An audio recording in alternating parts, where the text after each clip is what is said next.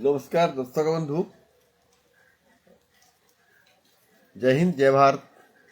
मुझे कही 7:30 8:30 मु लाइव को आसबि किंतु कौन से कारण तो ठंडा हो तो उठिबारे विलंब होता से लाइव रे आसीपार नी किंतु जहाँ कही यूरिक एसिड लेवल उपर आपण मान भर निश्चय बहुत जनक समस्या थी यूरिक एसिड लेवलटा बढ़ी थी। तो मते मुझे लाइवटा आरंभ करने पूर्व आपण मान मध्य किसी संशय थे आपण मैंने कमेंट बॉक्स रे दे पारे। यूरिक एसिड लेवल आपण भर बोधे मुझे भावुँ बहुत जन व्यक्ति माने यही प्रॉब्लम सहित अवगत थे। यूरिक एसिड लेवलटा ब्लड रे अधिका हेले कौन हुए नॉर्मली आमर बॉडी रे जो यूरिन मेटाबॉलिज्म माने दुईटा कारण आमर बॉडी रे यूरिक एसिड बढ़ी थाए। गोटे दला जदि आम देह रे बेसी यूरिक एसिड प्रोडक्शन हला कौन सी कारण किंबा आमर किडनी दे जदि यूरिक एसिड कम मात्रा रे फिल्टरेशन हला ए दुईटा कारण मुख्यतः हो पारे यूरिक एसिड बढ़िबार। आइदर आपनकर बेसी मात्रा जदि यूरिक एसिड प्रोडक्शन हला बा उत्पन्न हला किबा कम मात्रा रे यूरिक एसिड किडनी दे निर्गसित हला ए दुईटा कारण हो पारे यूरिक एसिड बढ़िबार। किंतु मुख्यतः आमर 2 नंबर कज माने किडनी रे कम मात्रा रे यूरिक एसिड फिल्टरेशन हेबा द्वारा ही आम देह रे यूरिक एसिड बढ़ी थाए। यूरिक एसिड ओवर प्रोडक्शन बा अधिका मात्रा रे कौ रोग रे बढ़ी थाए। यूजुअली एटा जेनेटिक डिजीज रे जो किछिटा एंजाइम डेफिशिएंसी किबा म्यूटेशन क्रोमोजोम रे म्यूटेशन घटे जेंति कि एचजीपीआरटी डेफिशिएंसी रे बा पीआरपीसी सिंथेज अमीनो सिंथेज रो म्यूटेशन रे एही रोग हेई थाए जोटा कि प्राइमरी गाउट कहि थाउ। किंतु हमर जो देखा जाए समाज माने सोसाइटी रे मुख्यतः सेकेंडरी कज माने आपनकर किडनी संबंधी प्रॉब्लम सपोज हला क्रोनिक किडनी डिजीज आपनकर जदि किडनी रे असुविधा अछि जहाँ आम मेडिकल लैंग्वेज रे क्रोनिक किडनी डिजीज कहि थाउ सेमान क्षेत्र में जो मैंने अल्कोहल नियंती मद पियंती तांको क्षेत्र रे। तृतीयटा है जो मैंने डायबिटीज किंबा मेदबहुलतार शिकार अछंती जो मानकर अन्य किसी प्रॉब्लम अच्छी किछिटा औषध खाउछंती जेमिति कि हैला डायबिटिक्स आपण ब्लड प्रेशर पाई बा आपण हार्ट फेल्योर पाई जदि आपण डायबिटिक्स खाउछंती जेंति क्लोथाइजाइड्स खाउछंती किंबा आपण जदि हाई डोज एस्पिरिन नौछंती पेन किलर नौछंती किंबा अन्य कोनसी औषध जेंति कि हैला साइक्लोस्पोरिन आपण जदि टीबी रो औषध जेंति कि इथाम्ब्यूटल नौछंती टीबी औषध खाती एथाम्ब्यूटल रे भी यूरिक एसिड लेवलटा बढ़े। सेमती हैला हमर पैरिजिनामाइड आउ गोटे टीबी औषध से यूरिक एसिड लेवलटा बढ़ी थाए। तो यहीटा मुख्य कारण होची औषध खाइबा द्वारा किंबा अधिक मात्रा आम बियर किंबा जदि अल्कोहल नौछु किंबा अधिक जदि आम आम किडनी संबंधी रोग अच्छी डायबिटीज अच्छी मेदबहुलता अच्छी यही रोगों क्षेत्र में माने आम यूरिक एसिड जो फिल्टर हुए सेटा कम हुए जद्वारा कि ब्लड रे आमर यूरिक लेवलटा बढ़ी जाए जहाँ आम हाइपर यूरिसेमिया कही था। प्रश्न आसूँ वर्तमान यूरिक एसिड बढ़ाटा कौन खराब ना यार किसी उपादेयता अच्छी। नॉर्मली आम बॉडी रे यूरिक एसिड लेवलटा भेरी करे जदि मेल रे जदि यह 7 मिलीग्राम पर डेसिलिटर बेसी होची किबा फीमेल रे जदि यूरिक एसिड लेवलटा 6 मिलीग्राम पर डेसिलिटर अधिक होची आमे ताकू हाइपर यूरिसेमिया कहि थाउ। आउ थरे कहूची मेल रे जदि यह 7 मिलीग्राम पर डेसिलिटर अधिक अच्छी ब्लड रे एवं फीमेल रे जदि 6 मिलीग्राम पर डेसिलिटर अधिक अच्छी ताहले आमे ताकू हाइपर यूरिसेमिया कहू। यूरिक एसिड लेवल माने ब्लड रे बढ़ी गला किंतु बढ़िबार अर्थ जे डिजीज ताहा नुहे।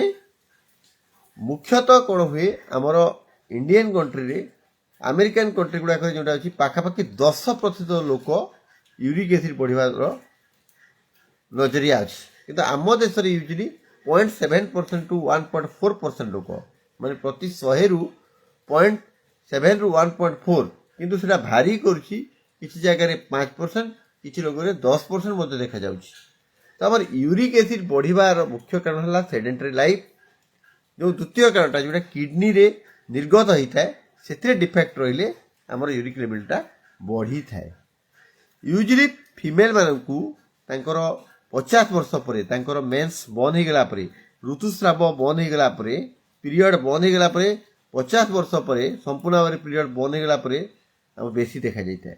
ମେଲ୍ ମାନଙ୍କର ୟୁଜୁଆଲି 30 ପରେ, ୟୁଜୁଆଲି 35, 40 ଏଇ ବର୍ଷ ଦେଖାଯାଏ, ଏଇ ଏଜ୍ ଗ୍ରୁପ୍ ଦେଖାଯାଏ। କିନ୍ତୁ ଫିମେଲ୍ ମାନଙ୍କର 50 ପରେ ବା ପୋଷ୍ଟ ମେନୋପୋଜରେ ବେଶୀ ଦେଖାଯାଇଥାଏ। ୟୁରିକ୍ ଏସିଡ୍ ବଢ଼ିବାଟା ବିଭିନ୍ନ ପ୍ରକାର ଷ୍ଟେଜ୍ ଦେଇ ଗତି କରେ। ପ୍ରଥମରେ ୟୁରିକ୍ ଏସିଡ୍ ଲେଭେଲଟା ବଡ଼ିରେ ବଢ଼ି ବଢ଼ି ଚାଲେ ଏବଂ କିଛିଟା ଲୋକର ସିମ୍ପଟମ୍ ନଥାଏ, ଲକ୍ଷଣ କିଛି ନଥାଏ, କେବଳ ୟୁରିକ୍ ଏସିଡ୍ ଲେଭେଲଟା ବଢ଼ିଥାଏ। ୟୁରିକ୍ ଏସିଡ୍ ଲେଭେଲ ବଢ଼ିବା ଦ୍ୱାରା କିଛି ଲୋକଙ୍କ କ୍ଷେତ୍ରରେ ଥକାବଟ ବା ଫ୍ୟାଟିକନେସ୍ ଜାହିର ହୁଏ, ଲୋକଙ୍କୁ ଥକା ଲାଗିପାରେ। ଏବଂ ତାପରେ ଷ୍ଟେଜ୍ରେ ଆସେ ଏକ୍ୟୁଟ୍ ଗାଉଟ୍, ମାନେ ଯଦି ଆପଣଙ୍କର ୟୁରିକ୍ ଏସିଡ୍ ଲେଭେଲଟା ବେଶୀ ବଢ଼ିକିରି ରହିଲା, ପାଖାପାଖି 9-10 ପହଞ୍ଚିଗଲା, ତାହେଲେ ଆପଣଙ୍କର ସେ ୟୁରିକ୍ ଏସିଡ୍ଟା କ'ଣ ହେବ, ଆପଣଙ୍କର ଯେଉଁ ଜଏଣ୍ଟ ଅଛି ବା ଗଣ୍ଠିର ସାଇନୋଭିଏଲ ଭିତରେ ଡିପୋଜିଟ୍ ହେଇଯାଏ। ମୋନୋସୋଡ଼ିୟମ ୟୁରେଟ୍ କ୍ରିଷ୍ଟାଲ ଗୁଡ଼ାକ ଡିପୋଜିଟ୍ ହେଇଯାନ୍ତି ଏବଂ ଫଳରେ ଜଏଣ୍ଟରେ ୟୁଜୁଆଲି ପେନ୍ ହୁଏ।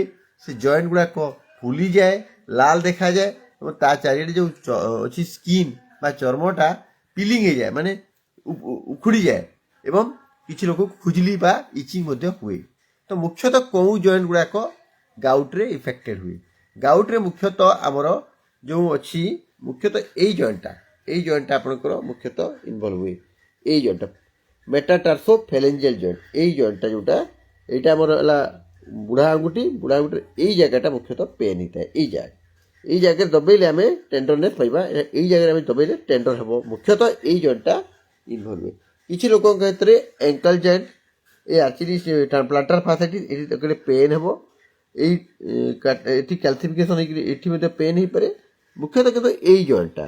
ତାପରେ ଆପଣଙ୍କର ନି ଜଏଣ୍ଟ ବା ଏଇ ଆଣ୍ଠୁରେ, ଏବଂ କିଛି ଲୋକଙ୍କ କ୍ଷେତ୍ରରେ ଏଙ୍କଲ ଜଏଣ୍ଟ, ଏଇଠି ପେନ୍। କିଛି ଜଣଙ୍କ କ୍ଷେତ୍ରରେ ରିଷ୍ଟ ବା ଏ ରିଷ୍ଟରେ ପେନ୍ ହେବ। କିଛି ଲୋକଙ୍କ କ୍ଷେତ୍ରରେ ଛୋଟ ଛୋଟ ଜଏଣ୍ଟ ମଧ୍ୟ ଇନଭଲ୍ଭ ହେଇପାରେ। ତ ମୁଖ୍ୟତଃ ଆମର ଏଇ ଜଏଣ୍ଟଟା ଇନଭଲ୍ଭ ହୁଏ ଏଇଠି, ଯାହାକୁ ପୋଡ଼ଗ୍ରା କହୁ। ଏଇଠି ପେନ୍ ହୁଏ ଏକ୍ୟୁଟ୍ ଗାଉଟ୍ରେ, ଏଇଠି ଦବେଇଲେ ବହୁତ ଜୋରରେ ପେନ୍ ହେବ। କିଛି ଲୋକଙ୍କର ପ୍ଲାଣ୍ଟାର ଫାସାଇଟିସ୍ ହେବ, ଏଇଠି ଦବେଇଲେ ସକାଳୁ ଉଠିଲା ବେଳକୁ ପେନ୍ ହେବ, ଚାଲିଲା ବେଳକୁ ଏଇ ଜାଗାରେ ପେନ୍ ହେବ। ଆଉ କିଛି ଜାଗାକୁ ଏଇ ଏନ୍ଥେସାଇଟିସ୍ ମଧ୍ୟ ହୁଏ। ତ ୟୁଜୁଆଲି ଏଇ ଜଏଣ୍ଟ ଗୁଡ଼ାକ ଇନଭଲ୍ଭ ହେଇପାରେ। ତାପରେ ଆସିଲା ଆଉ ଗୋଟେ ଷ୍ଟେଜ୍। ପ୍ରଥମେ ହେଲା ଏସିମ୍ପଟୋମାଟିକ୍, ମାନେ କିଛି ସିମ୍ପଟମ୍ ନଥିବ, କେବଳ ୟୁରିକ୍ ଏସିଡ୍ ବଢ଼ିଥିବ। ତାପରେ ଆସିଲା ଗାଉଟ୍, ମୋନୋସୋଡ଼ିୟମ ୟୁରେଟ୍ କ୍ରିଷ୍ଟାଲ ଡିପୋଜିଟ୍ ହେବ। ତାପରେ ଆସିଲା କ୍ରୋନିକ୍ ଇଣ୍ଟରକ୍ରିଟିକାଲ ପିରିୟଡ଼। ଇଣ୍ଟରକ୍ରିଟିକାଲ ଗାଉଟ୍ ମାନେ ହେଲା ମଝିରେ ଆପଣଙ୍କର ଏମିତି ଗାଉଟି ଟୋଫାସିୟସ୍ ଗାଉଟ୍ ହେଉଥିବ, କିନ୍ତୁ ମଝିରେ ଆପଣ ନର୍ମାଲ ଥିବେ ସମ୍ପୂର୍ଣ୍ଣ। ମଝିରେ ଆପଣ ଦେଖିବେ ଆମର ମୂଳା ଆଙ୍ଗୁଠି ପାଖରେ ପେନ୍ ହେଉଛି, ଆମର ଏଙ୍କଲ ଜଏଣ୍ଟ ପେନ୍ ହେଉଛି, ଆଣ୍ଠୁ ପେନ୍ ହେଉଛି, କିନ୍ତୁ ସେଟା ଗୁଡ଼ାକ କ'ଣ ହେବ, ୟୁଜୁଆଲି ତାପରେ ନର୍ମାଲ ହେଇଯିବ। କିଛି ସମୟ ପରେ 5-7 ଦିନ ହେଲା ପରେ ନର୍ମାଲ ହେଇଯିବ। ତାପରେ ପୁଣି 6 ମାସ ଗଲେ ପୁଣି ଆଉଥରେ ହେବ ଆଟାକ୍। ତାକୁ ଆମେ କହୁ କ୍ରୋନିକ୍ ଇଣ୍ଟରକ୍ରିଟିକାଲ ପିରିୟଡ଼। ଯେଉଁ ପିରିୟଡ଼ରେ ନର୍ମାଲ ଥାଏ ରୋଗୀଟା, ସେ ପିରିୟଡ଼ରେ କିନ୍ତୁ ୟୁରିକ୍ ଏସିଡ୍ ବଢ଼ିଥିଲେ ମଧ୍ୟ ପେସେଣ୍ଟଟା ସିମ୍ପଟୋମାଟିକ୍ ନଥାଏ, ତା ଆଗରୁ ତାକୁ ଗାଉଟ୍ର ଆଟାକ୍ ହେଇଥାଏ। ତାପରେ ଆଉ ଗୋଟେ ଆସିଲା ଟୋଫାସିୟସ୍ ଗାଉଟ୍। ଟୋଫାସିୟସ୍ ଗାଉଟ୍ ହେଲା ସେ ଯେଉଁ ୟୁରିକ୍ ଏସିଡ୍ କ୍ରିଷ୍ଟାଲ ଗୁଡ଼ାକ ଡିପୋଜିଟ୍ ହେଇଯିବେ ଆଉ ଡିଫର୍ମିଟି ହେବ, ମାନେ ଆପଣଙ୍କର ଜଏଣ୍ଟ ଗୁଡ଼ାକ ଡିଫର୍ମିଟି ହେଇଯିବ। ଏତେ ଇନଫ୍ଲାମେସନ୍, କ୍ରୋନିକ୍ ଇନଫ୍ଲାମେସନ୍ ହେଇକିରି ସେଟା ଡିଫର୍ମେସନ୍ ହେଇଯିବ ଏବଂ ଟୋଫାସିୟସ୍ ଡିପୋଜିସନ୍ ହେବ। ତ ଆମର କେଉଁ ଲେଭେଲରେ, ବର୍ତ୍ତମାନ ପ୍ରଶ୍ନ ଆସିଲା କେଉଁ ଲେଭେଲରେ ଆମେ ଏହାକୁ ଟ୍ରିଟମେଣ୍ଟ କରିବା, କେତେବେଳେ ଟ୍ରିଟମେଣ୍ଟ କରିବା? ଏହାର ଟ୍ରିଟମେଣ୍ଟ କରିବା ପାଇଁ ମୁଁ କହିବି ଯେ ଏସିମ୍ପଟୋମାଟିକ୍ ହାଇପରୟୁରିସେମିଆ, ଯଦି ଆପଣଙ୍କର ୟୁରିକ୍ ଏସିଡ୍ ଲେଭେଲଟା ଯଦି 6ରୁ ବେଶୀ ଅଛି ଫିମେଲରେ, ମେଲରେ ଯଦି 7ରୁ ବେଶୀ ଅଛି, ତାର ଅର୍ଥ ନୁହେଁ ଯେ ତାକୁ ଟ୍ରିଟମେଣ୍ଟ ଦରକାର। ଯଦି ଆପଣଙ୍କର, ମୁଁ ଯେଉଁ କହିଲି ଷ୍ଟେଜ୍ 2, ମାନେ ଯେଉଁ ଷ୍ଟେଜ୍ରେ କି ଆପଣଙ୍କର ଗାଉଟ୍ ହେଇଥିବ, ମୋନୋସୋଡ଼ିୟମ ୟୁରେଟ୍ କ୍ରିଷ୍ଟାଲ ଗୁଡ଼ା ଡିପୋଜିଟ୍ ହେଇକରି ଆପଣଙ୍କର ଜଏଣ୍ଟ ପେନ୍ ହେଉଥିବ, ଜଏଣ୍ଟ ଫୁଲିଥିବ, ଲାଲ ଦେଖାଯାଉଥିବ, ତା ଚାରିଆଡ଼େ ସ୍କିନ୍ଟା ମଧ୍ୟ ଲାଲ ଦେଖାଯାଉଥିବ, ତାର ସଙ୍ଗେ ସଙ୍ଗେ ସ୍ପିଲିଂ ହେଉଥିବ ଏବଂ ଖୁଜିଲି ହେଉଥିବ, ସେମିତି ଷ୍ଟେଜ୍ ଯଦି ଆସିଛି, 2ରୁ ଉପରେ ଅଧିକ ହେଇଛି, ୟୁରିକ୍ ଏସିଡ୍ ଲେଭେଲ ବଢ଼ିକରି ଆପଣଙ୍କର ଯଦି ଆର୍ଥ୍ରାଇଟିସ୍ ହେଇଛି, ଗାଉଟି ଆର୍ଥ୍ରାଇଟିସ୍ 2 ଥର ଉପରେ, ଦେଲେ ଆପଣ ଔଷଧ ସେବନ କରିବେ। କେଉଁ ଔଷଧ ମୁଁ କହିବି, ଔଷଧ ସେବନ କରିବା ପାଇଁ ଆପଣ କ୍ୟାଣ୍ଡିଡେଟ୍। ଦ୍ୱିତୀୟଟା ହେଲା ଯଦି ୟୁରିକ୍ ଏସିଡ୍ ଲେଭେଲଟା ବ୍ଲଡ୍ରେ ବଢ଼ିଲା ତାହେଲେ ଆପଣଙ୍କର କିଡନୀରେ ଷ୍ଟୋନ୍ ହେଇପାରେ, ଯାହାକୁ ଆମେ ୟୁରିକ୍ ଏସିଡ୍ ଲିଥିଆସିସ୍ କହିଥାଉ ବା ୟୁରିକ୍ ଏସିଡ୍ ଷ୍ଟୋନ୍ ଫର୍ମେସନ୍ ହୁଏ ବା କିଡନୀରେ ଷ୍ଟୋନ୍ ହେଇପାରେ। କେବଳ ଯେ ୟୁରିକ୍ ଏସିଡ୍ ଷ୍ଟୋନ୍ ହେବ ତାହା ନୁହେଁ, ତାର ସଙ୍ଗେ ସଙ୍ଗେ ଫସ୍ଫେଟ୍ ଷ୍ଟୋନ୍ ମଧ୍ୟ ହେବାର ସମ୍ଭାବନା ଅଧିକ ଥାଏ। ତାପରେ ୟୁରେଟ୍ ନେପ୍ରୋପାଥି। ଆପଣ ୟୁରିକ୍ ଏସିଡ୍ ବହୁତ ଧରିଲା ପରେ ଆମର ଯେଉଁ କିଡନୀର ଇଣ୍ଟରଷ୍ଟିଡିୟମ୍ ଅଛି ସେଠି କ୍ରୋନିକଲି ଡିପୋଜିସନ୍ ହେବ ଏବଂ ଡିପୋଜିସନ୍ ଇନଫ୍ଲାମେସନ୍ କରିବ ଏବଂ ୟୁରିକ୍ ଏସିଡ୍ ମାନେ ୟୁରେଟ୍ ନେପ୍ରୋପାଥି କରିପାରିବ। ସେଥିରେ ଆପଣଙ୍କ କିଡନୀ ଡ୍ୟାମେଜ୍ ହେଇପାରେ। ଆଉ ଗୋଟେ ହେଲା ମାନେ ୟୁରିକ୍ ଏସିଡ୍ ନେପ୍ରୋପାଥି। ଏଇ ତିନିଟା ଯାକ କିଡନୀରେ ପ୍ରୋବ୍ଲେମ୍ ତିଆରି କରିପାରେ। ଆଇଦର ଷ୍ଟୋନ୍ ହେଇପାରେ କିମ୍ବା କ୍ରୋନିକ୍ କିଡନୀ ଡିଜିଜ୍ କରିପାରେ। ମାନେ ଆମ କିଡନୀରେ ଇନଫ୍ଲାମେସନ୍ କରିକରି ଡିପୋଜିଟ୍ ହେବ କ୍ରିଷ୍ଟାଲ ଗୁଡ଼ାକ ଏବଂ ତାହା ପରବର୍ତ୍ତୀ ସମୟରେ ସିକେଡି ରୂପ ମଧ୍ୟ ନେଇପାରେ। ତ ଯଦି ଆପଣଙ୍କ ୟୁରିକ୍ ଏସିଡ୍ ନେପ୍ରୋପାଥି ଷ୍ଟୋନ୍ ଅଛି ତାହେଲେ ମଧ୍ୟ ଆପଣଙ୍କୁ ଔଷଧ ସେବନ କରିବାକୁ ପଡ଼ିବ। ଆପଣଙ୍କ ଯଦି ୟୁରିକ୍ ଏସିଡ୍ ବଢ଼ିକରି ଯଦି ଆପଣ ଗାଉଟି ଆର୍ଥରାଇଟିସ୍ ହେଲା ବା ଆପଣଙ୍କର ସେ ଜଏଣ୍ଟଟା ଫୁଲିଲା, ଟେଣ୍ଡର ହେଲା, ଫୁଲିଗଲା, ତା ସାଙ୍ଗେ ପେନ୍ ହେଲା, ଦୁଇଟାରୁ ଅଧିକ ଏପିସୋଡ୍ ଯଦି ହେଇଛି ତାହେଲେ ନେଇ ଆପଣ ଔଷଧ ସେବନ କରିପାରିବେ। ଆପଣଙ୍କ ଯଦି କିଡନୀ ସମ୍ପର୍କୀୟ ଅଛି ପ୍ରୋବ୍ଲେମ୍, ଯଦି ଆପଣ ଷ୍ଟେଜ୍ 2 କିଡନୀ ଡିଜିଜ୍ ଅଛି, ଆପଣଙ୍କର ଇଜିଏଫ୍ଆର୍ କାଲକୁଲେସନ୍ ପ୍ରତି ଷ୍ଟେଜ୍ 2 କିଡନୀରେ ଥାଇକରି ଯଦି ୟୁରିକ୍ ଏସିଡ୍ ଯଦି ବଢ଼ୁଛି ତାହେଲେ ମଧ୍ୟ ଆପଣ ୟୁରିକ୍ ଏସିଡ୍ କମାଇବା ପାଇଁ ଔଷଧ ନେଇପାରିବେ। ଆପଣଙ୍କ ଯଦି ୟୁରିକ୍ ଏସିଡ୍ ଷ୍ଟୋନ୍ ଅଛି ତାହେଲେ ମଧ୍ୟ ଆପଣ ୟୁରିକ୍ ଏସିଡ୍ କମାଇବା ପାଇଁ ଔଷଧ ନେଇପାରିବେ। କିନ୍ତୁ ଔଷଧ ନେବା ଆଗରୁ ଆପଣ କ'ଣ କରିବେ? ପ୍ରବଳ ମାତ୍ରାରେ ପାଣି ପିଅନ୍ତୁ। କେଉଁ ଖାଦ୍ୟ ୟୁରିକ୍ ଏସିଡ୍ ଲେଭେଲଟା ବଢ଼େଇଥାଏ, ଯେଉଁଟା ବହୁତ ମହତ୍ତ୍ୱପୂର୍ଣ୍ଣ। ମୁଖ୍ୟତଃ ଆପଣ ଏହାକୁ ବହୁତ ସେୟାର କରିବେ, କାରଣ ଲୋକଙ୍କ ହିତରେ ଜାରି କରାଯାଇଛି। ମୁଁ ଆଶା କରୁଛି ଆପଣ ଏହାକୁ ବହୁତ ମାତ୍ରାରେ ସେୟାର କରିବେ। ମୁଖ୍ୟତଃ ଯେଉଁମାନେ ରେଡ୍ ମିଟ୍ ଯେମିତିକି ହେଲା ମାଂସ ଖାଇଥାନ୍ତି, କଲଜା ମାଂସ, କିଡନୀ ମାଂସ, ଯେଉଁ ଆମର ଛେଳିର କଲଜା ଖାଉଛନ୍ତି କିମ୍ବା ଛେଳିର କିଡନୀ ଖାଉଛନ୍ତି ବା ଅନ୍ୟ କୌଣସି ଜୀବର ଲିଭର ଏବଂ କିଡନୀ ଖାଉଛନ୍ତି, ସେଇମାନଙ୍କ କ୍ଷେତ୍ରରେ ୟୁଜୁଆଲି ୟୁରିକ୍ ଏସିଡ୍ ହାଇ ଥାଏ। ଯେଉଁମାନେ କ୍ରୋନିକାଲି ମଦ ପିଇଥାନ୍ତି, ବିୟର ପିଇଥାନ୍ତି, ତାଙ୍କ କ୍ଷେତ୍ରରେ ୟୁରିକ୍ ଏସିଡ୍ ବଢ଼ିଥାଏ। ଯେଉଁମାନେ ମୋଟା ଅଛନ୍ତି ସେମାନଙ୍କ କ୍ଷେତ୍ରରେ ଅଧିକ କରିଥାଏ। ଯେଉଁମାନେ ଫ୍ରୁକ୍ଟୋଜ୍ ଜାତୀୟ ମାନେ ଆମର ଫ୍ରୁଟ୍ ଜୁସ୍ ହେଲା କିମ୍ବା ଆମର ହାଇ ଡାଲି ଖାଦ୍ୟ ପ୍ରୋଟିନ୍ ଡାଏଟ୍ ଗୁଡ଼ାକ ଖାଆନ୍ତି, ଯେଉଁଟା ବିଶେଷ କରି ଆନିମାଲ୍ ଫୁଡ୍ ଗୁଡ଼ାକ, ଯେଉଁମାନଙ୍କର ବେଶୀ ଫ୍ରୁକ୍ଟୋଜ୍ କଣ୍ଟେନିଂ ସଲ୍ୟୁସନ୍ ଅର୍ଥ ହେଲା ଆପଣ ଯେଉଁମାନେ ଆମର ଯେଉଁମାନଙ୍କର ହ୍ୱାଇଟ୍ ଯେଉଁ ଧଳା ପାଉରୁଟି କିମ୍ବା ଆମେ ଯେଉଁ ଚିପ୍ସ ଖାଉଛୁ, ଏ ଯେଉଁ ବଜାରରେ ମିଳୁଛି ଯେଉଁ ଆମର ଗୁଡ଼ାକ ପ୍ରଡ଼କ୍ଟ ଗୁଡ଼ାକ, ସେ ଯେଉଁ ଆଲୁର ଯେଉଁ ଚିପ୍ସ ମିଳୁଛି କିମ୍ବା ଆମେ ଯଦି ବେଶୀ ମାତ୍ରାରେ ଆମେ ଯଦି ସସେଜ୍ ଖାଉଛୁ କିମ୍ବା ଆମେ ଯଦି ବେଶୀ ମାତ୍ରାରେ ଯଦି ମାନେ ଅନ୍ୟ କୌଣସି ମାନେ କମ୍ପ୍ଲେକ୍ସ କାର୍ବୋହାଇଡ୍ରେଟ୍ ଖାଉଛୁ, ତ ସେଇମାନଙ୍କ କ୍ଷେତ୍ରରେ ୟୁଜୁଆଲି କ'ଣ ହୁଏ, ଅଧିକ ମାତ୍ରାରେ ୟୁରିକ୍ ଏସିଡ୍ ବେଶୀ ପ୍ରଡକ୍ସନ୍ ହୁଏ ସେଇ କ୍ଷେତ୍ରରେ। ତ ସେମାନଙ୍କ କ୍ଷେତ୍ରରେ ୟୁରିକ୍ ଏସିଡ୍ ବଢ଼ିଥାଏ। ତ ସବୁବେଳେ ଆପଣ ଯେଉଁମାନଙ୍କର ମାଂସ ଖାଇବାକୁ ଟିକେ ଆଭଏଡ୍ କରନ୍ତୁ ବିଶେଷ କରି। ଆଉ ସେଲ୍ ଫିସ୍ ଅର୍ଥ ହେଲା ସମୁଦ୍ର ଜାତୀୟ ମାଛ, ଯେମିତିକି ହେଲା ଆପଣଙ୍କର ଓଏଷ୍ଟର କିମ୍ବା ଆମେ ଯେଉଁ ଖାଉଛୁ ସେଲ୍ଫିସ୍, ଯେଉଁ ପ୍ରନ୍ ଖାଉଛୁ, ଏଇଟା ଗୁଡ଼ାକ ଆଭଏଡ୍ କରିବା କଥା। ଏଥିରେ ପ୍ରବଳ ମାତ୍ରାରେ ପ୍ରୋଟିନ୍ ଥାଏ, ଅଧିକ ପ୍ୟୁରିନ୍ ଥାଏ। ତ ଅଧିକ ପ୍ୟୁରିନ୍ ଖାଇବା ଦ୍ୱାରା ଅଧିକ ମାତ୍ରାରେ ୟୁରିକ୍ ଏସିଡ୍ ଫର୍ମେସନ୍ ହେଇଥାଏ। ତ ଆପଣ ଏଇ ମାଂସ ଗୁଡ଼ାକ, ମାଛ ମାଂସ, ଛୋଟ ମାଛ ଚଳିବ, କିନ୍ତୁ ସମୁଦ୍ର ମାଛ, ଯେଉଁ ଆପଣ ପ୍ରନ୍, ମଦ, ତାପରେ ଆପଣଙ୍କର ଯଦି କିଛି ଔଷଧ ନେଉଛନ୍ତି, ଡାଇବେଟିକ୍ସ କହିଲି ଆପଣଙ୍କୁ, ଥାଇରଏଡ୍ ଡାଇବେଟିକ୍ସ ନେଉଛନ୍ତି ବ୍ଲଡ୍ ପ୍ରେସର ପାଇଁ, କିମ୍ବା କିଛିଟା କ୍ୟାନ୍ସର ସାଇକ୍ଲୋସ୍ପୋରିନ୍ ନେଉଛନ୍ତି ଔଷଧ, କିଛି କ୍ୟାନ୍ସର କେମୋଥେରାପି ଔଷଧ ନେଉଛନ୍ତି, କିମ୍ବା ଯେଉଁମାନଙ୍କର କ୍ଷେତ୍ରରେ ମାନେ କ୍ୟାନ୍ସର ଥାଏ, ବ୍ଲଡ୍ କ୍ୟାନ୍ସର, ପଲିସାଇଥିମିଆ ଭାରା, ଯେଉଁଥିରେ ହାଇ ଟର୍ନଓଭର ଥାଏ, ସୋରିଆସିସ୍ ଗୁଡ଼ାକ ଥାଏ, ସ୍କିନ୍ର ଟର୍ନଓଭର ବେଶୀ ସେଲ୍ ଗୁଡ଼ାକ, ଯେଉଁମାନଙ୍କର ଏସେନ୍ସିଆଲ୍ ଥ୍ରୋମ୍ବୋସାଇଟୋସିସ୍ ଥାଏ, ଯେଉଁମାନଙ୍କର ଅନ୍ୟ କୌଣସି ମେଲିଗ୍ନେନ୍ସି ଥାଏ, ଯେଉଁମାନଙ୍କର ସେଇମାନଙ୍କ କ୍ଷେତ୍ରରେ ୟୁଜୁଆଲି ୟୁରିକ୍ ଏସିଡ୍ ଲେଭେଲଟା ବେଶୀ ବଢ଼ିଥାଏ। ଆପଣ ଦେଖିଥିବେ ଯେତେବେଳେ ଟ୍ୟୁମର କ୍ୟାନ୍ସର ଟ୍ରିଟମେଣ୍ଟ ଆରମ୍ଭ ହୁଏ, ସେତେବେଳେ ଟ୍ୟୁମର ଲିସିସ୍ ସିଣ୍ଡ୍ରୋମ୍ ହୁଏ, କିଛିଟା କେମୋଥେରାପି ଦେଲା ମଧ୍ୟ ୟୁରିକ୍ ଲେଭେଲଟା ବଢ଼ିଥାଏ। କିମ୍ବା କିଛି ଲୋକ ଯଦି କ୍ୟାନ୍ସର ଔଷଧ ଖାଉଛନ୍ତି, ଇଥାମ୍ବିଟଲ୍, ପ୍ୟାରିଜିନାମାଇଡ୍, ମାନେ କିମ୍ବା ଅନ୍ୟ କୌଣସି କିମ୍ବା ହାଇଡ୍ରୋଜ୍ ଆସ୍ପିରିନ୍ ଖାଉଛନ୍ତି, ତ ଏଇ କ୍ଷେତ୍ରରେ ମଧ୍ୟ ଆପଣଙ୍କର ମାନେ ୟୁରିକ୍ ଏସିଡ୍ ବଢ଼ିଥାଏ। ତ ବର୍ତ୍ତମାନ ମୁଁ ଗୋଟେ ଜିନିଷ ପ୍ରଶ୍ନ କରିବି, ଯେଉଁମାନେ ଅଧିକ ମାତ୍ରାରେ ଲୁଣ ଖାଉଛନ୍ତି ତାଙ୍କୁ ମଧ୍ୟ ୟୁରିକ୍ ଏସିଡ୍ ବଢ଼ିବାର ସମ୍ଭାବନା ଥାଏ। ଓଜନ, ଡାଇବେଟିସ୍ ଏସବୁ, ଆଉ କୋଲେଷ୍ଟ୍ରଲ୍ ଲେଭେଲଟା, ହାଇ କୋଲେଷ୍ଟ୍ରଲ୍ ଲେଭେଲ ମଧ୍ୟ ୟୁରିକ୍ ଏସିଡ୍ ଲେଭେଲ ସହିତ ଆସୋସିଏଟେଡ୍ ଥାଇପାରେ। ତୋତେ କେଉଁ ଖାଦ୍ୟ ଖାଇଲେ କମ୍ ୟୁରିକ୍ ଏସିଡ୍ ହୁଏ? ବିଶେଷ କରି ଯଦି ଆପଣ ୟୋଗର୍ଟ ବା ଦହି, ଆପଣ ଯେଉଁ କ୍ଷୀର ପିଉଛନ୍ତି କ୍ଷୀରର ଯେଉଁ ଆମେ ସ୍କର ମାନେ ଯେଉଁ ସର ଥାଏ ତାହାକୁ ବାହାର କରି ପାନ କରିପାରିବେ। ଅଧିକ ମାତ୍ରାରେ ଆପଣ ଇଏ ଖାଇପାରିବେ ଫ୍ରୁଟ୍ ଜୁସ୍ ଗୁଡ଼ାକରେ ବେଶୀ ମାତ୍ରାରେ କିନ୍ତୁ ୟୁରିକ୍ ଏସିଡ୍ ବଢ଼େ, କିନ୍ତୁ ଫ୍ରୁଟ୍ସ ଖାଇଲେ କମ୍ ହୁଏ। ଫ୍ରୁଟ୍ ଜୁସ୍ରେ ଆମର ଯେହେତୁ ବେଶୀ ସେଥିରେ ସୁକ୍ରୋଜ ଜାତୀୟ ଖାଦ୍ୟ ଥାଏ, ତେଣୁ ଫ୍ରୁଟ୍ ଜୁସ୍ରେ ୟୁରିକ୍ ଏସିଡ୍ ବଢ଼େ, କିନ୍ତୁ ଫ୍ରୁଟ୍ସରେ ଯେଉଁଥିରେ ଫାଇବର ଡାଏଟ୍ ଅଛି ସେଥିରେ ୟୁରିକ୍ ଏସିଡ୍ ଲେଭେଲ୍ କମିଥାଏ। ତ ଆପଣମାନେ ଏହି ଦ୍ରବ୍ୟ ଗୁଡ଼ାକ ଆପଣ ଏଭଏଡ଼ କରନ୍ତୁ ବା एक्सेप्ट କରନ୍ତୁ, डिपेंडिंग अपन तो किए गोटे औषधटा केउँ जिनिसटा यूरिक एसिड बढ़े केउँ जिनिसटा यूरिक एसिड कमई थाए। प्रबल मात्रा पानी पियंतु, जदि मध्य कमु नाही ताले मु जो कहि जेली जो को कंडीशन आपन यूरिक एसिड खाइबार अछि, हमर 3-4टा औषध अछि जोटा कि हमर यूरिक एसिड बढ़ी गले जे खाइबो एमति नुहे। जेमति मु आपन कहले आगरु जे यूरिक एसिड बढ़ी करी जदि आपनकर जॉइंटटा स्वेलिंग होउची 2-3 थर हलानी, किबा आपनकर किडनी संबंधी रोग अछि एवं ता सहित यूरिक लेवल बढ़ीची, किंबा जदि आपन यूरिक एसिड स्टोन अछि एई कंडीशन आपन औषध खाइ परिबे। प्रथमे तो आपन प्रथम सिम्पटम आपन जदि जो जॉइंटटा फुली जाए ते पेन हेबो, दर्द हेबो एवं फुली जिवो, तापे आपन को किछिटा औषध जेमति कि दर्दर बटिका नेप्रोसिन और इंडोमेथासिन एई गुडा को जो दर्दर बटिका खाइ परिबे 5 ରୁ 7 दिन पर्यंत। तापरे आपन कल्चिकाइन नामक औषध खाइ परिबे। तापरे आपन अन्य किछि औषध अछि सल्फेनफायरिन आउ किछिटा औषध अछि जोटा कि आपन खाइ परिबे। स्टेरॉइड नै परिबे, आपन लोकल भी इंट्राआर्टिकुलर नै परिबे एवं सिस्टमिक स्टेरॉइड भी नै परिबे, किंतु सेटा एक्यूट अटैक पई जोटी आपन जेतले पेन होतबो, फुली थिबो, दर्द होतबो, किंतु सेटा सबसाइड करले तार किछि रोल नै।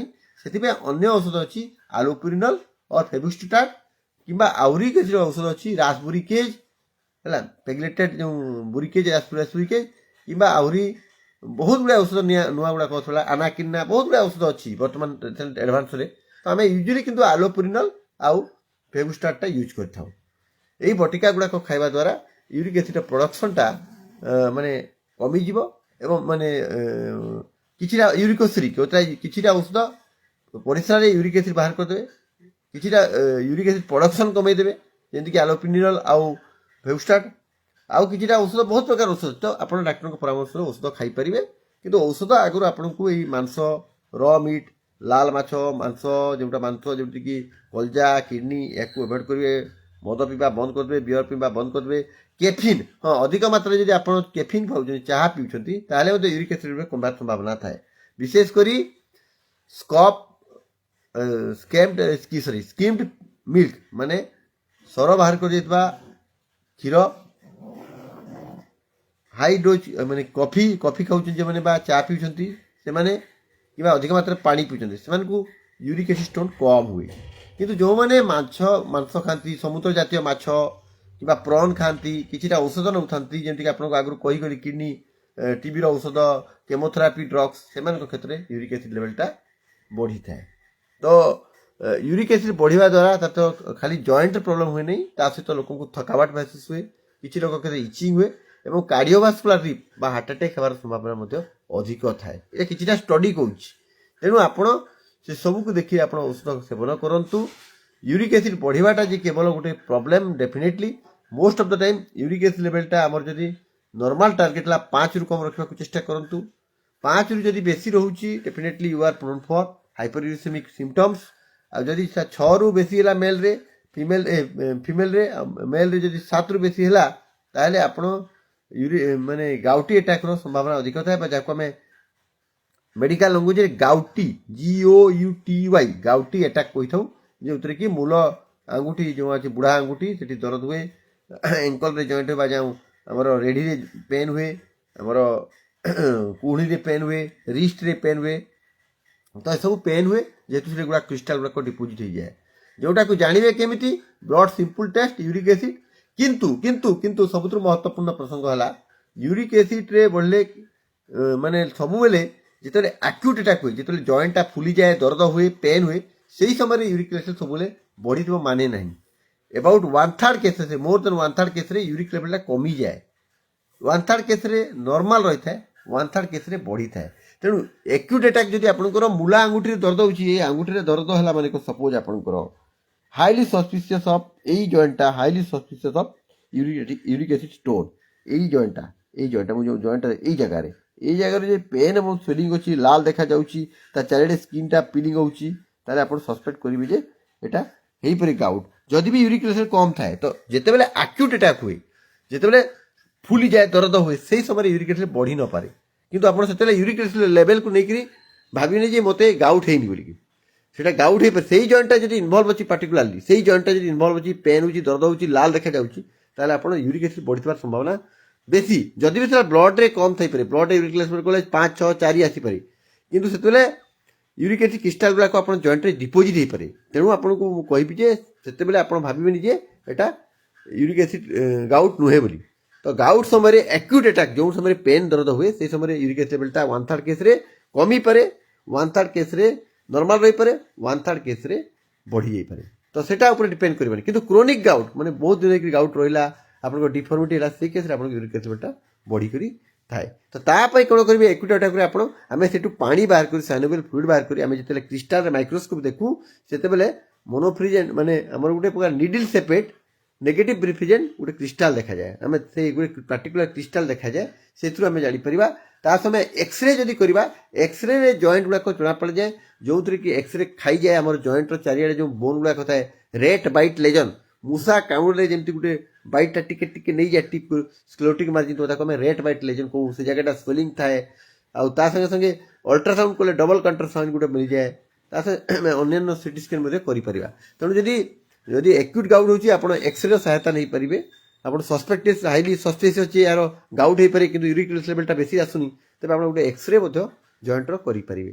तापर अल्ट्रासाउंड मध्य करि पारिबे जोटो कि बहुत बड़ा साइन अछि जोटा मेडिकल आमे देखले जानि जिवु जे एटा को गाउट हेछि कि नहीं तेणु मु आपण मानकु आउथरे अनुरोध करबी जे गाउटटा गोटे बड़ प्रॉब्लम नुहे most of the time Etah kidney संबंधी बा किडनी रे फिल्ट्रेशन डिफेक्ट पई हेता एटा डायरी प्राइमरी किडनी डिजीज पई हे पारे सेकेंडरी टू अन्य कजेस किछिटा औषध पाई किछिटा जोटा कही गली सब आगु औषध पाई किछिटा मोटापा ओबेसिटी डायबिटीज हैला डिस्लिपिडिमिया बा कोलेस्ट्रॉल लेवल हाई ए सब कारण सहित एसोसिएट थाई पारे तेणु सुस्थ जीवन यापन करंतु प्रबल मात्रा पानी पियंतु रेगुलर एक्सरसाइज करंतु बॉडी वेट कमांतु डायबिटीज कंट्रोल करंतु एवं जो औषध गुड़ाक यूरिक एसिड बढ़ाए ताको एवॉइड करंतु ता संगे संगे आपण जे तथापि जदि यूरिक एसिड बढ़ुची आ जदि तार इंडिकेशन अछि ताहले मु जो औषध गुड़ा कहले डाक्टर को परामर्श रे ग्रहण करंतु मोर या गोटे सम्यक सूचना थिला मोर प्रबल मात्रा पानी सहित फ्रूट्स खांतु किंतु फ्रूट जूस नुहे क्षीर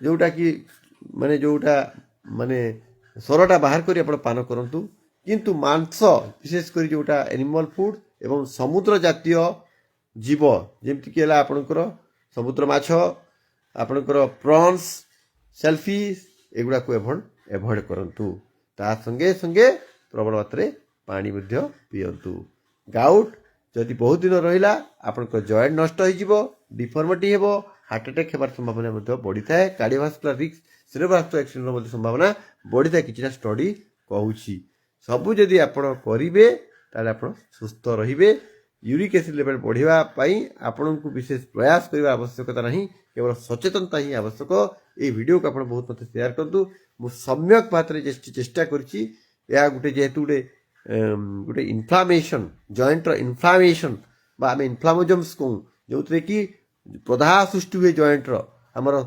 जो गंठी भर साइनोवियम रे प्रदाह सृष्टि होकर इनफ्लामेटरी सेल्स गुड़ाक आसती एवं से विभिन्न प्रकार इंटरल्यूकिन प्रोडक्शन करती जो गुड़ाक आमर जॉइंट स्वेलिंग करे टेंडरनेस करे पेन हुए दर्द हुए लाल हो जाए एवं जॉइंट स्टिफनेस रही पारे ये सब गुड़ाक जदि पैथोफिजियोलॉजी बहुत किसी अच्छी मेडिकल लैंग्वेज आप कहले आप हूँ जानी पारते तेणु आप छोट सम्यक सूचना देती आप सुरक्षित रहतु यह मोर उद्देश्य या बहुत मात्रा शेयर करूँ एवं यह जनहित जारी छोट सूचना जहाँकि अधिक अधिक लोक पहुँचले अधिक अधिक लोक सूचना हे यूरिक एसिड बढ़ी माने ट्रिटमेंट आवश्यकता एमती नुहे यूरिक कि 7 अच्छी 8 अच्छी 7 अच्छी यार अर्थ नुहे आपको ट्रिटमेंट दरकार बोली मु कहूँ आउ थे मेल मान क्षेत्र में 7 रु अधिक अच्छी फिमेल मान क्षेत्र में 6 रु अच्छी आम हाइपर यूरिसेमिया कहूँ तार अर्थ है ब्लड रे यूरिक लेवल बढ़ी जाइए किंतु तार अर्थ नुहे आप औषध सेवन करेंगे औषध सेवन करने 3टा ही गोटे माने कंडीशन अच्छी आइदर एक्सरे जना पड़ी आपंकर गाउट अच्छी बोली किंबा आपण को जो 2 रु अधिक थर जदि एमती अटैक होती 3 कि अध जदि से मूला अंगुठीटा कि कौन जॉइंटा पेन होती जदि तार आम କ୍ରିଷ୍ଟାଲକୁ ଆମେ ଯଦି ପରୀକ୍ଷା କରୁଛୁ ମୋନୋସୋଡ଼ିୟମ୍ ରେଡ୍ କ୍ରିଷ୍ଟାଲ ଯଦି ଆସିଛି ବୋଲି କିମ୍ବା ଆପଣଙ୍କ କିଡନୀ ସମ୍ବନ୍ଧୀୟ ରୋଗ ଅଛି କିମ୍ବା ୟୁରିକ୍ ଏସିଡ୍ ଷ୍ଟୋନ୍ ଅଛି ବା ୟୁରିକ୍ ଏସିଡ୍ ସମ୍ବନ୍ଧୀୟ ଯଦି ପଥର ବା ଷ୍ଟୋନ୍ ଯାଇ ଆମର କିଡନୀରେ ଫର୍ମେସନ୍ ଅଛି ସେଇଟା ହିଁ ଇଣ୍ଡିକେସନ୍ ହେଉଛି ଆମର ୟୁରିକ୍ ଏସିଡ୍ର ଟ୍ରିଟମେଣ୍ଟ କରିବା। ଅଦରୱାଇଜ୍ କେବଳ ଆପଣଙ୍କ ଡାଏଟ୍ କଣ୍ଟ୍ରୋଲ କରିକିରି ଆପଣ ପ୍ରବଳ ମାତ୍ରାରେ ପାଣି ପିଇକିରି ଚା ଜାତୀୟ ପାନ ସେବନ କରିକିରି କିମ୍ବା high fruits diet fibre diet ଖାଇକିରି ଆପଣ ଏହାକୁ କଣ୍ଟ୍ରୋଲ କରିପାରିବେ। କିନ୍ତୁ ଫ୍ରୁଟ୍ ଜୁସ୍ ନୁହେଁ, fruit diet but fruit juice ନୁହେଁ, ସେଥିରେ ହାଇଲି କାର୍ବୋହାଇଡ୍ରେଟ୍ ଅଛି ଯେଉଁଟାକି ସୁକ୍ରୋଜ୍ କଣ୍ଟେଣ୍ଟ ଅଛି, ସେଇଟା ଗୁଡ଼ାକ ଆଭଏଡ଼ କରିବେ। ଚିପ୍ସ ଆଳୁ ଚିପ୍ସ ଏହା ଖାଇବେ ନାହିଁ। ଏ ଯେଉଁ ବଜାରରେ ମିଳୁଛି ମାର୍କେଟରେ ଫାଷ୍ଟ ଫୁଡ଼୍ ଏହାକୁ ସେବନ କରିବେ ନାହିଁ। ଏବଂ ସବୁଠୁ ଅଧିକ ହେଲା ପ୍ରବଳ ମାତ୍ରାରେ ଶାଗ ସବଜି ଖାଇବେ ଯେଉଁଟାକି ଫାଇବର ଡାଏଟ୍ ଏବଂ ବେଶୀ ମାତ୍ରାରେ ପାଣି ସେବନ କରିବେ। ଧନ୍ୟବାଦ। ଜୟ ହିନ୍ଦ, ଜୟ ଭାରତ। ଏହି ସୂଚନାକୁ ବହୁ ମାତ୍ରାରେ ସେୟାର କରନ୍ତୁ।